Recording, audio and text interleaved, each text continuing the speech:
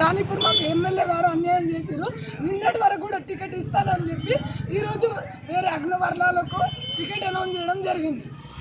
నేను ఒకటే అంటున్నా కేసీఆర్ గారికి, దయచేసి మాకు అన్యాయం చేయకండి. మేము అంటే అట్టడుగు వర్గాలకు చెందిన వాళ్ళం కాబట్టి ఇంకోటి 150 డివిజన్లలో ఒడ్డర కాస్ట్కు సంబంధించిన ఒక టికెట్ తార్నాక డివిజన్ది. ఆ ఒడ్డర కాస్ట్కు సంబంధించిన తీసి ఇప్పుడు ఒక బీసీ వర్గానికి చెందిన ఎమ్మెల్యే పద్మరావు గారు అగ్రవర్గాలకు అమ్ముకున్నాడు.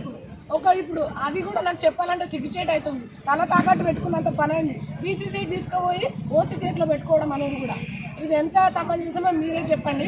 మేము యూనివర్సిటీ కట్టడానికి కూడా నా బస్తీ మా ఒడ్రోళ్ళ బండలు కొట్టి రాళ్ళు అవన్నీ కట్టి ఎంతో చరిత్ర ఉంది మాకు. అంతేగాని ఇప్పుడు ఇంకొకటి నేను ఒకటి చెప్పదలుచుకుని ఏంటంటే, సికింద్రాబాద్ కాన్స్టిట్యున్సీలో మాకుంటుంది హక్కు చేయడానికి ఏదైనా కూడా. మా ఉనికి ఉంది, ఇక్కడ మా చరిత్ర ఉంది, మా ఒడ్రోళ్ళకు ఉంది, మా తార్నాక డివిజన్కి ఇంకా ఎక్కువ ఉందని నేను అంటున్నా. దానికి మాకు ప్రాతినిధ్యం వహించడానికి మాకు హక్కు కల్పించాలి. వలస వచ్చింది మీరు, మీ నియోజకవర్గం సనత్ నగర్కు సంబంధించినది, ఇది కూడా చెప్తున్నా నేను. ఇంకొకటి ఏంటంటే, టీఆర్ఎస్ పార్టీకి సంబంధించిన కార్యకర్తలైనా నాయకులైనా ఒకటే ఆలోచించండి. ఇన్ని సంవత్సరాల నుంచి మీరు పనిచేస్తున్నప్పుడు సికింద్రాబాద్ నుంచి ఎవరికైనా లిఫ్ట్ ఇవ్వడం జరిగిందా?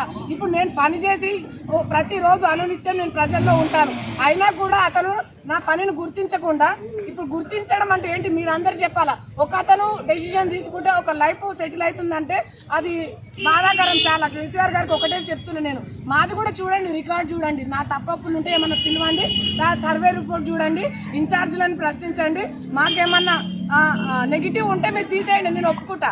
నేను అనునిత్యం వేరే వాళ్ళు, నేను 150 డివిజన్లలో ఒక 10-12 కార్పొరేటర్ టాప్ లిస్టులలో నేను గర్వంగా చెప్తున్నా. ఎందుకంటే మీరు ప్రెస్ వాళ్ళని అడగండి.